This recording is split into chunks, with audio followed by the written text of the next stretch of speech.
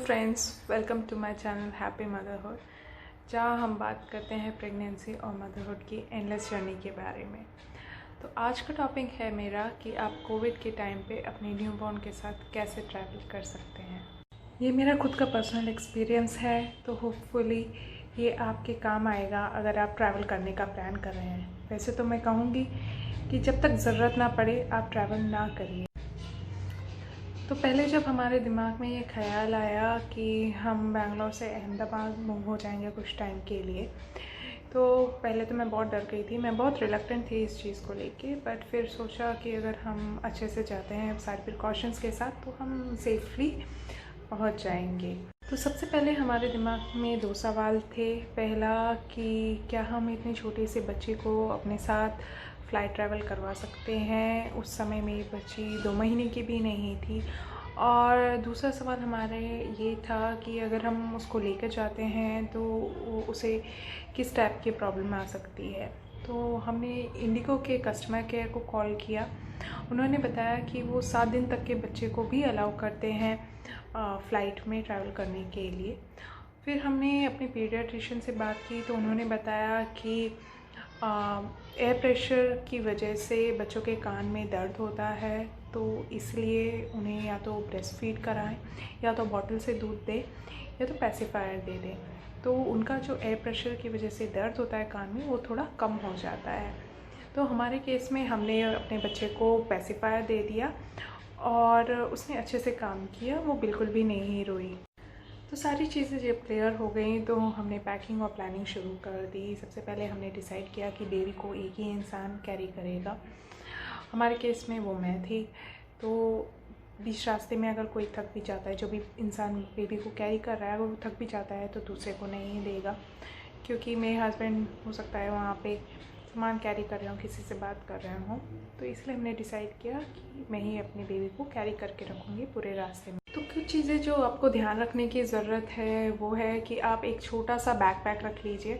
Backpack सही रहेगा, वो पीठ पे रहेगा। अगर साइड बैग आप लेते हैं तो बेबी को कैरी करते समय वो आगे पीछे मूव होता है तो आपको डिफ़िकल्टी होगी। तो एक छोटा सा बैकपैक रख लीजिए और उसमें सिर्फ बेबी के ही सामान आप हैंडी रखिए। बेबी के सामान में आप ले सकते हैं एक pair of cloth, wipes, 2-3 diaper, उसके फीडिंग की जो भी रिक्वायर्ड चीज़ें हैं। जैसे मेरी बेबी फॉर्मूला मिल्क पे थी उस समय, तो मैंने बॉटल ले लिया कैप के साथ, उसमें वार्म वाटर डाल लिया था, फॉर्मूला पाउडर डाल दिया था, जैसे कि मेरे को जहाँ पे भी उससे पिलाना हो मैं तुरंत प्रिपेयर करके उसको पिला सकूँ। तो पैसिफायर ले लीजिए। उसके अलावा आपके लिए ज़रूरी होगा कि आप कंफर्टेबल फुटवेयर पहनिए। जो स्लिपरी सोल वाले स्लीपर्स होते हैं उन्हें ना पहनिएगा और हील्स मत पहनिएगा, क्योंकि बहुत डिफ़िकल्टी होगी बेबी को कैरी करना पूरे रास्ते में अगर आप ऐसे स्लीपर्स पहनते हैं। एकदम कंफर्टेबल स्लीपर्स पहनिए।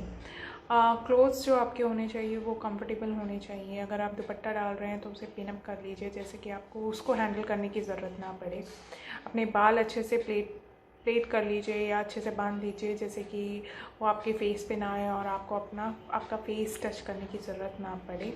आप अपने लिए मास्क ले लीजिए, ग्लव्स ले लीजिए, सैनिटाइज़र ले लीजिए। इस समय गवर्नमेंट अराउंड 350 ml अलाउ कर रही है सैनिटाइज़र अपने साथ कैरी करना। जेल बेस्ड ज़्यादा अच्छा रहेगा और उसे अपने बैग के बॉटल वाली जगह पे रख लीजिए, जैसे कि आप उसको जब भी ज़रूरत हो ईज़िली एक्सेस कर पाएँ।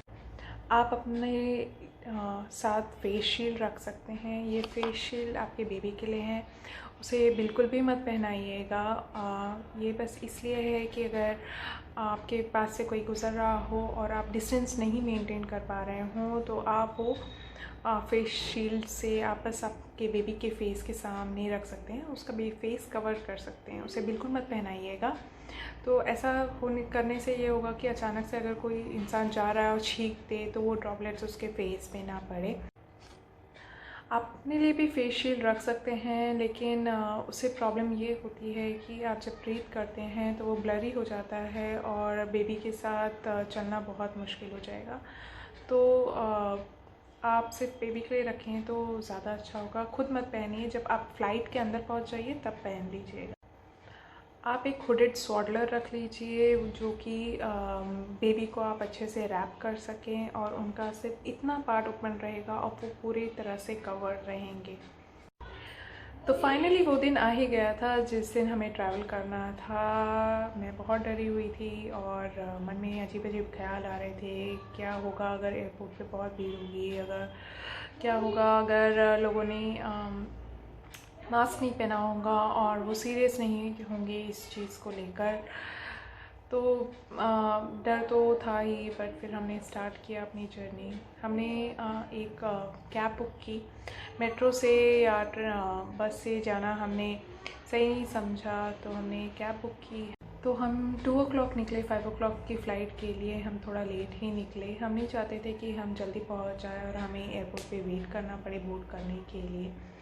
तो जैसे ही हम बैठे तो हमने देखा कि जो ड्राइवर है वो, उसने मास्क लिया तो है लेकिन उसने पहना नहीं हुआ है, उसने नीचे रखा हुआ है। तो पहले तो सोचे उसको बोले या ना बोले, लेकिन फिर जब हमने बोला तो उसने बुरा नहीं माना और उसने मास्क ऊपर कर लिया। फिर एयरपोर्ट पे पहुंचने से पहले मैंने एक बार अपनी बेबी को फीड कर दिया। मैं नहीं चाहती थी कि एयरपोर्ट पे पहुंचने के बाद वो फंसी हो जाए, उसे भूख लगे और वो रोना शुरू कर दे। तो मैंने उसे थोड़ा पहले ही फीड कर दिया था कैब में ही। उसके बाद जैसे ही हम एयरपोर्ट पे पहुँचे, वहाँ पे उतरते ही मैंने इधर उधर पूरा ध्यान देना शुरू कर दिया कि कोई हमारे पास से तो नहीं गुज़र रहा है, मैं किसी चीज़ को टच तो नहीं कर रही हूँ। ये बहुत इम्पॉर्टेंट है। और हमेशा अपना जो मेरे हाथ में फेस शील्ड था मैं उसे रेडी रखती थी कि इन केस कोई पास से गुज़र रहा हो तो मैं अपने बेबी का फेस कवर कर सकूँ। तो एंट्रेंस पे पहुंचने के बाद सिक्योरिटी गार्ड्स ने देखा कि हमारे गोद में बेबी है, तो उन्होंने हमें सेपरेट एंट्रेंस से अलाउ कर दिया अंदर जाना। फिर हमने चेक इन किया सामान और हम सिक्योरिटी चेक के लिए चले गए। वहाँ पे भी उन लोगों ने हमें क्यू में लगने नहीं दिया, साइड से हमें दूसरे जगह से निकाल दिया अंदर। तो वो बहुत ही सपोर्टिव थे। अगर ऐसा आपको नहीं अलाउ कर रहे हो, क्यू में लगा रहे हैं, तो आप उनसे रिक्वेस्ट कर सकते हैं कि आपको सेपरेट एंट्रेंस से अंदर कर दें। फिर हम अपने बोर्डिंग गेट पहुंच गए। करीबन 10 मिनट बाकी थे बोर्ड करने के लिए, तो मैंने एक आइसोलेटेड सीट पाकर वहाँ पे जाके अपने बच्चे को लेके बैठ गई। आप बिल्कुल भी लोगों के बीच में ना बैठिए। इवन दो आपने फेस मास्क लगा के रखा है, शील्ड लेके रखा हुआ है, फिर भी आप लोगों के बीच में मत बैठिए। ट्राई करिए आइसोलेटेड सीट पाने का और वहीं पे जाके बैठिए। फिर 10 मिनट बाद हमारी बोर्डिंग शुरू हो गई। वहाँ पे हमें क्यू में लगना ही पड़ा। तो हमने डिसाइड किया कि हम लास्ट में ही बोर्ड करेंगे फ़्लाइट में। तो सब बोर्ड करने के बाद हम लास्ट में हमने बोर्ड किया।